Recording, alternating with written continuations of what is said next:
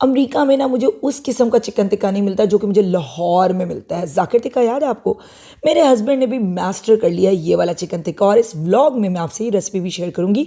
साथ साथ में ये इमली की चटनी जो आप देख रहे हैं ना, बड़ी क्विक से बन जाती है, इसकी भी रेसिपी शेयर करूंगी। तो चलें स्टार्ट करते हैं। अमेरिका में ना आज क्रिसमस का दिन था और हम लोगों ने सोचा कहीं तो हमने जाना नहीं है, तो चलो बच्चों को पार्क लेके चलते हैं। उससे पहले मैं मैरिनेशन करके चली जाऊँ। अब आप सोचोगे अगर शान का ही मसाला डालना था बहन, तो हमें क्यों कहा कि रेसिपी देखें भी मैंने शान का आधा मसाला यूज़ किया, आधे से भी कम। बाकी मैंने लाल मिर्चें, नमक, लेमन पेपर, अदरक लहसुन का पेस्ट, इसके अंदर मैंने सिरका डाला है, इसके अंदर मैंने दही डाला है। ये सब चीज़ें जो ना मैं खुद से अपनी डाल रही हूँ। और यकीन माने अगर मैं खाली टिक्के का पैकेट डाल दूंगी ना, तो जो हर जगह आपको पूरे अमेरिका के रेस्टोरेंट्स में टेस्ट आता है ना, वही टेस्ट आपको आने वाला है। खुद के मसाले और चीज़ें डालेंगे ना, उससे बहुत फ़र्क पड़ता है। अब आप देख सकते हैं इसमें मैं थोड़ा सा ऑयल भी डाल रही हूँ। ऑयल ज़रूर अपने मसाले में डाला करें, इससे क्या होता है कि आपकी जो चिकन टिक्का होता है ना, बड़ा जूसी बनता है। तो ये देखिए मैंने एक थिक सा पेस्ट बना लिया। उसके बाद मैंने इसमें जो धुला हुआ और ड्राई हुआ हुआ चिकन था वो मैंने सारा मिक्स कर दिया। इसको अच्छे से हिला लूँगी। एट दिस पॉइंट मुझे याद आया कि मैंने इसके अंदर पिसा हुआ गरम मसाला नहीं डाला था। गरम मसाले समेत जितने भी मैंने मसाले डाले हैं सब मैंने 2-2 टीस्पून डाले हैं, क्योंकि मैं इसमें आधा पैकेट शान के टिक्के मसाले का ऐड कर चुकी थी। पूरा मैंने इसलिए भी ऐड नहीं किया क्योंकि मेरे पास बीफ वाला टिक्का मसाला था और मुझे था कि कहीं चिकन उससे ज़्यादा गल ना जाए।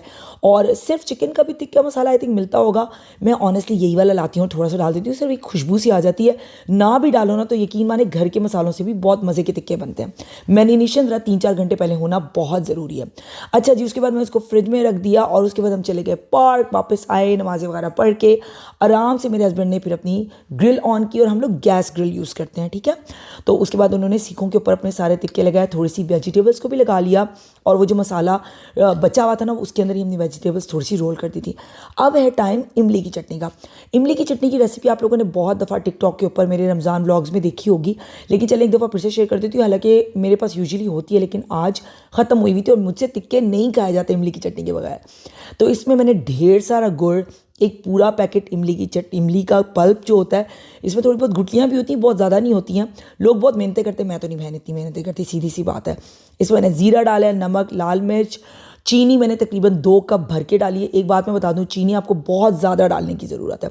चटनी पे वापस आते हैं। चले पहले इससे पहले मैं दिखा दूं कि मेरे हस्बैंड ग्रिल पे टिक्के कैसे लगाते हैं। आज जो है ना सर्दी उस तरह से नहीं थी, शुक्र है, मतलब बहुत ज़्यादा ठठराती हुई सर्दी नहीं थी, तो बड़ा मज़े का मौसम था। तो मेरे हस्बैंड ने जो है इस तरह से टिक्के लगाना शुरू किया। अच्छा, तो उन्होंने मुझे कहा था कि अगर आप शेयर करना चाहें तो ये टिप है कि एक तो पानी किसी मेटल के बोल में रखें कॉर्नर में, जैसे कि आपको नज़र आ रहा होगा साइड पे। उससे क्या होता है कि आपके टिक्के बहुत मॉइस्ट बनते हैं, ठीक है। और दूसरी बात ये कि 10 मिनट एक साइड पर और 10 मिनट दूसरी साइड पर 375 डिग्रीज़ के ऊपर आपने इसको बेक करना है। और फिर जब सेकेंड टाइम आप उसको पलटते हैं ना टिक्कों को, बस आपने उस टाइम ऑयल स्प्रे करना है।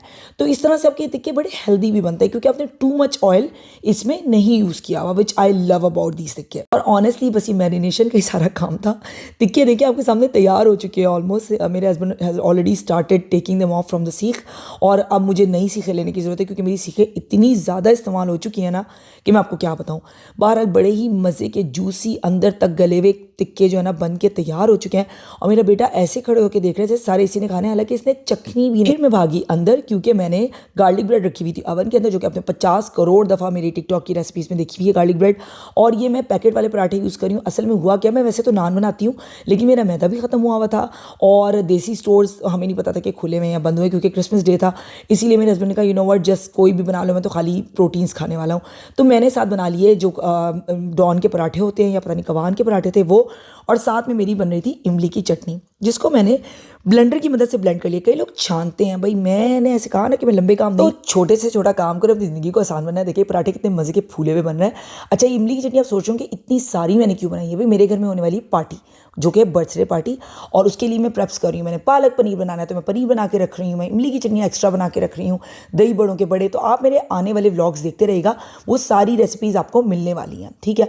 अभी मेरे हस्बैंड क्या कर रहे हैं जी, टिक्कों के ऊपर वो हमेशा लीमू निचोड़ते हैं और उसको 5-7 मिनट का रेस्ट देते हैं, क्योंकि वो कहते हैं कि इससे आपके टिक्के बहुत ज़्यादा मॉइस्ट हो जाते हैं और उसी का मज़ा आता है, ठीक है। अभी गार्लिक ब्रेड जैसे कि मैंने बताया, मैंने बच्चों के लिए बनाई हुई थी। इस दफ़ा मैंने तवे वाले नान भी नहीं बनाए, हमने कहा कि ज़रा पराठों के साथ ही इंजॉय करेंगे। मेरे हस्बैंड तो वैसे ज़रा डाइट पे गए हैं तो उन्होंने सिर्फ प्रोटीन ही खानी थी। और आपको मेरे चेहरे से भी पता चलने वाला है कि ये टिक्के कैसे बने थे।